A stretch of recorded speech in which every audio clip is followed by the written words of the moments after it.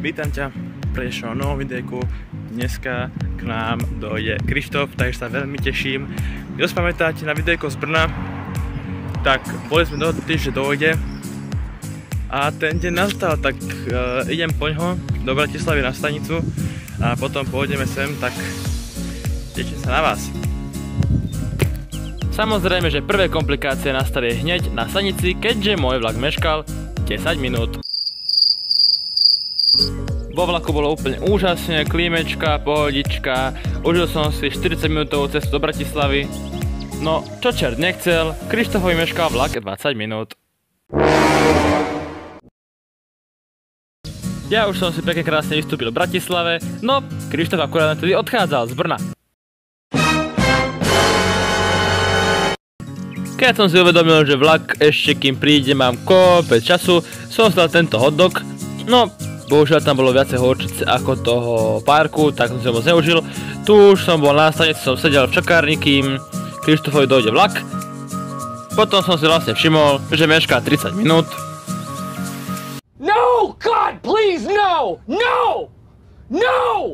Po hodine čakania konečne Krištof dorazil, utekali sme rýchlo na druhý vlak do Galanty, odkiaľ nás zobral môj otec, pretože vlak do Šale sme kvôli meškaniu Krištofovho vlaka nestihli. Ako som povedal, z Galanty nás bral môj otec a tu už sme u mňa v Šali, ideme s Damianom. Najprv som ukázal našu školu, kde chodíme s Damianom do školy a teraz s Damianom. Nazdar, Damiane! Čaute, more.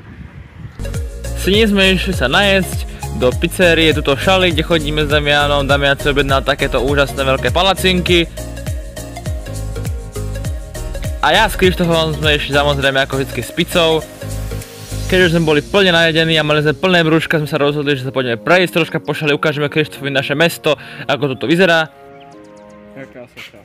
Ty debil!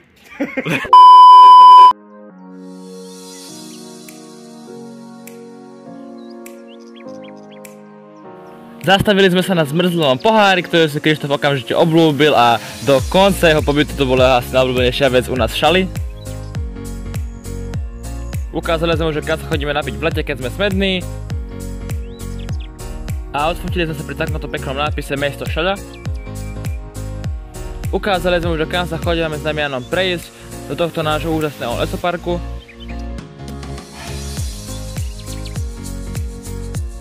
A ukázali sme mu aj našu peknú pláž na rieke Váh. Druhý deň mal byť zo všetkých najzaujímavejší, pretože sme s Krištofom išli do Bratislavy, kde sme sa stretli so Samkovom, popozerali rôzne pamiatky a tu sa môžete pozrieť, ako to prebiehalo. Ako prvý sme si pozreli podchod študentov 16. novembra. Podľa mňa sú to zaujímavé takéto obchodíky v podzemí. Vyšli sme priamo pri paláci, v ktorom býva náš prezident Peťko Pellegrini.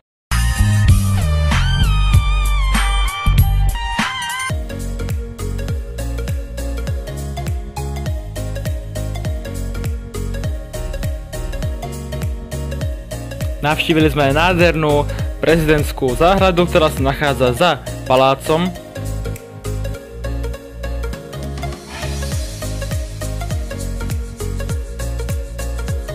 A podchodom sme prešli ďalej do ďalšej časti starého mesta v Bratislave. A teraz si už môžete vychutnať krásy starého mesta.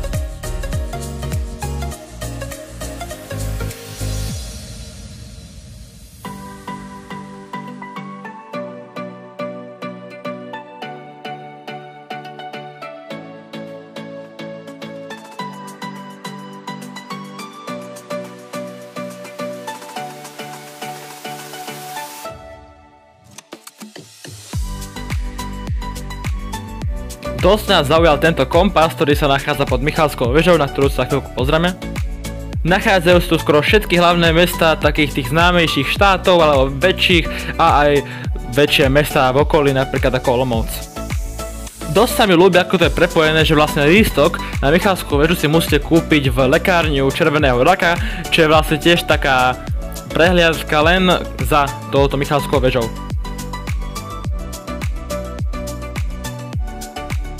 Ale pokiaľ sa dostanete úplne na vrch, tak ten výhľad naozaj stojí za to. Vidíte odtiaľto skoro celé staré mesto aj s hradom, UFom či domom svätého Martina.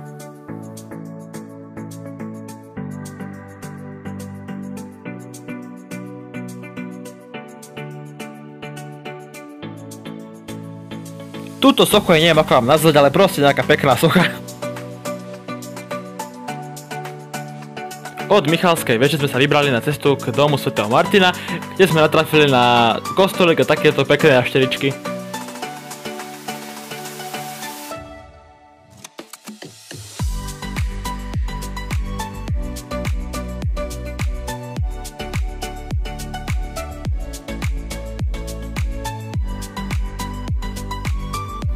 Prešli sme sa aj po bratislavských hradbách.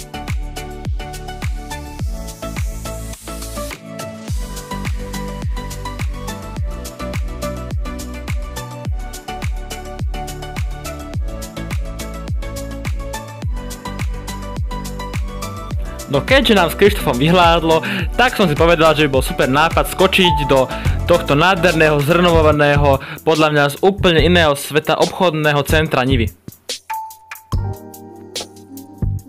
Hore sa nachádza fakt, že úžasný food court, kde je fajnová klíma, veľa miest nasadenia a samozrejme, že obrovský výber reštaurácií. S Krištofom sme si takéto jedlo vybrali, on si vybral perkelt s haluškami a ja rezeň Gordon Blue s ryžou. Keď sme sa výborne najedli a vytrávilo nám, vybrali sme sa cez most SNP, cez rieku Dunaj, hore na výhľadkovú stanicu UFO.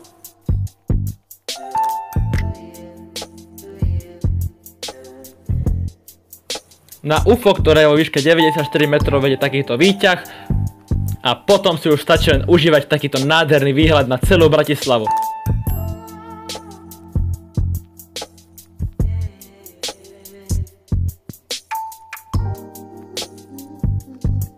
V diaľke si môžete aj všimnúť rakúske veterné elektrárne.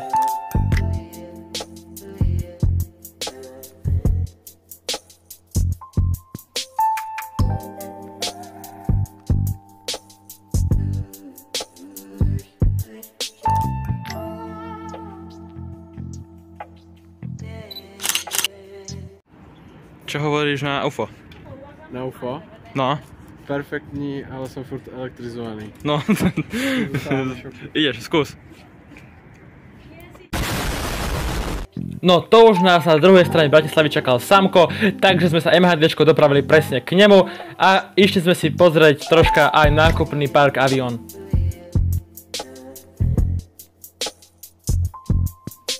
MHDčko sme prešli znova do nákupného centra Nivy, kde som si kúpil troška jedla a išli sme sa pozrieť hore na strechu. To akože fakt, že funguje? A je to jenom pro mekáčstvo.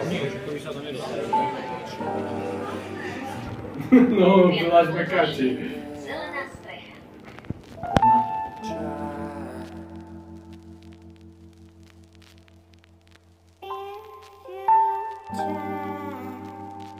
Na streche sme nenašli žiadne voľné miesto, tak sme si sadli sem do food courtu hore, kde sa tiež nám veľmi páčilo.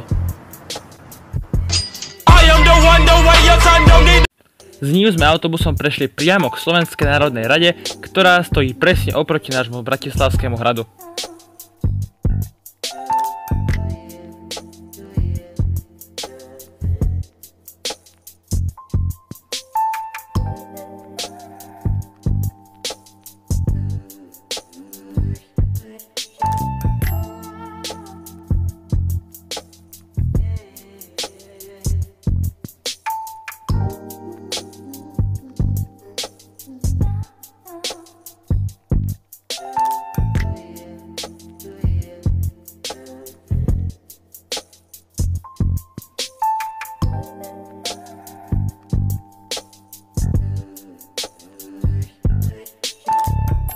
Bratislavský hrad bola posledná vec, ktorá nás v Bratislave čakala a tak sme sa so Samkom rozlúčili, pobrali mu peknú cestu domov na Intrák a my sme išli vo vlaku spolu s Krištofom naspäť do šale.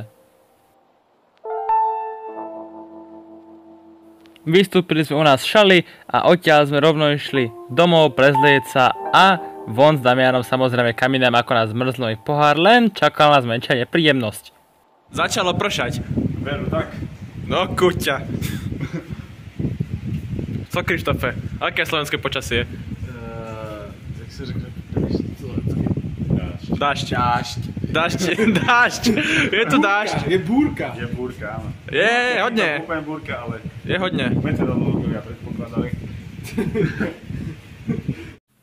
Našťastie sme nezmokli a na druhý deň sme tak mohli ísť spoločne s Krištofom do krajského mesta Nitry. Po ceste samozrejme duslo, čo je asi taká najznámejšia vec ohľadom nášho mesta Šaľa. V Nitre sme vystúpili na hlavnej autobusovej zastávke a vybrali sme sa rýchlou chôdzou na Kalváriu.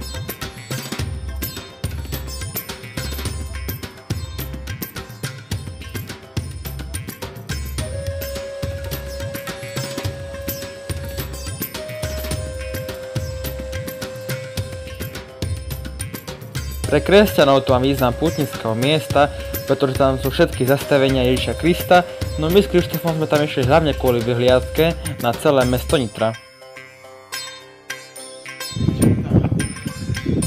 Ako to bolo?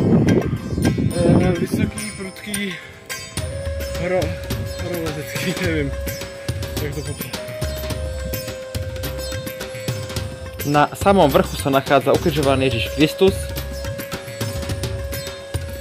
ale ten výhľad stojí fakt za to.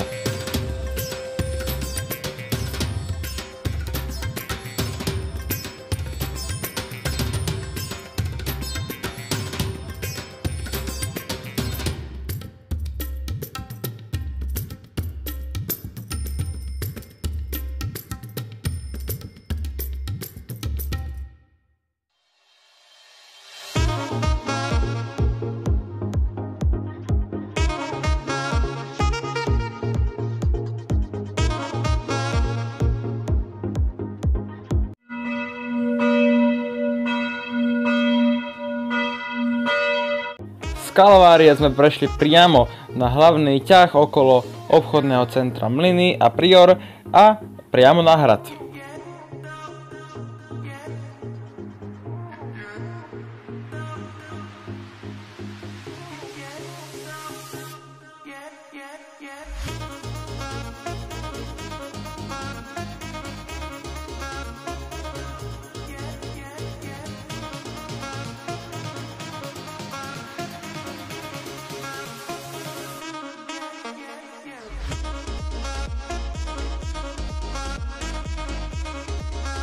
A tuto sa už dostávame z boku na hrad, aj keď iba na takú vyhliadku pod neho a na hrad pôjdeme až potom, ale už sme pri hrade.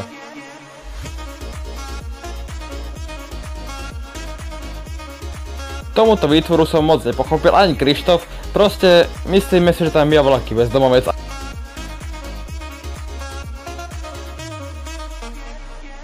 Tuto sme sa už dostali pod hrad a aj krásna výhliadka, ako môžete vidieť, naozaj veľmi nádherné.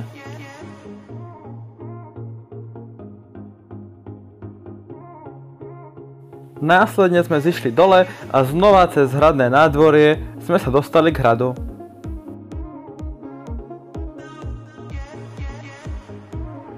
Toto je socha Pribiny, ktorý ako prvý bol knieža na Nitrianskom hrade a dal ho postaviť. A v podstate bol ešte aj jediným kniežateľom na Nitrianskom hrade, pretože Nitrianské kniežatstvo sa následne pripojilo k Veľkej Morave. O Nitrianskom hrade sa hovorí už v 9. storočí a je tam zmienka o tom, ako dal Pribina vysvetiť prvý kresťanský kostol u nás na slovenskom území. Krištofe, čo teší vyšlapať? Špilberg nebo Nitriansky hrad? Asi taká stejno. Ty vole. Ale ten výšľap stál naozaj za to, keď si všimnete nádherný výhľad na celú Nitru z hora z Nitrianskeho hradu.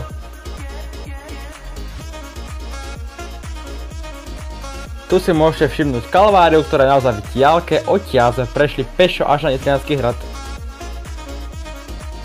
Hradná studňa bola vykopaná v 12. storočí.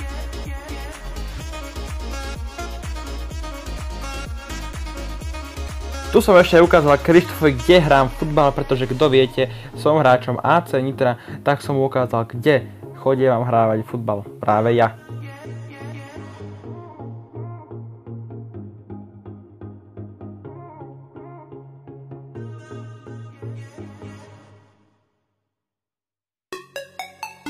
Nitriansky hrad dodnes slúži ako miesto takéto hlavné pre nitrianske biskupstvo, takže niektoré časti hradu nie sú voľne prístupné verejnosti.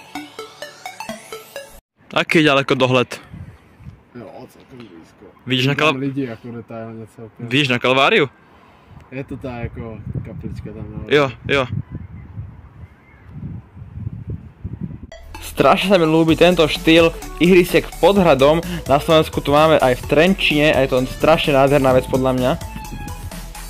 Pod Nitrianským hradom sa ešte nachádzajú katakomby alebo také skryté tunely, ktoré mali slúžiť na útek pred nepriateľom alebo zásobovanie počas obliehania hradu. Takéto opevnenie pribudlo na hrade v dôsledku tureckých vojen v 16. a 17. storočí. No, Krištof, jedeš. No.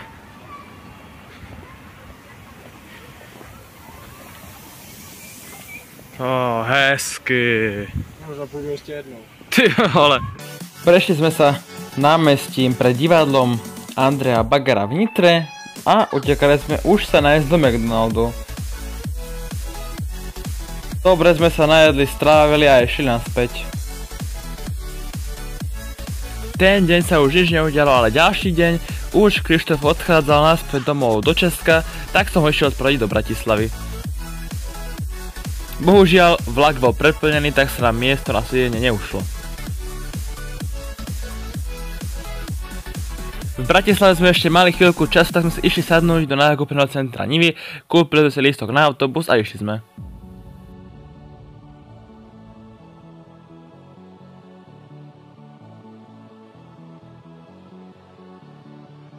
Znova sme si sadli hore do toho krásneho výklenku a pozorovali food court. Môj vlak išiel 20 minút skôr ako Krištofov, tuto už vidíte, ako prichádza Krištofov vlak, ktorý akurát pristáva, no a ja už som odchádzal domov naspäť do šale. Chcel by som poďakovať Krištofovi, že prišiel za mnou na Slovensko, užili sme to podľa mňa, bol som veľmi šťastný, že prišiel, bolo to fakt super, dúfam, že sa ešte niekedy stretneme, samozrejme máme naplne ďalšie veci, že sa môžete tešiť a ďakujem za pozeranie tohto videa, na budúce, čau, ahoj.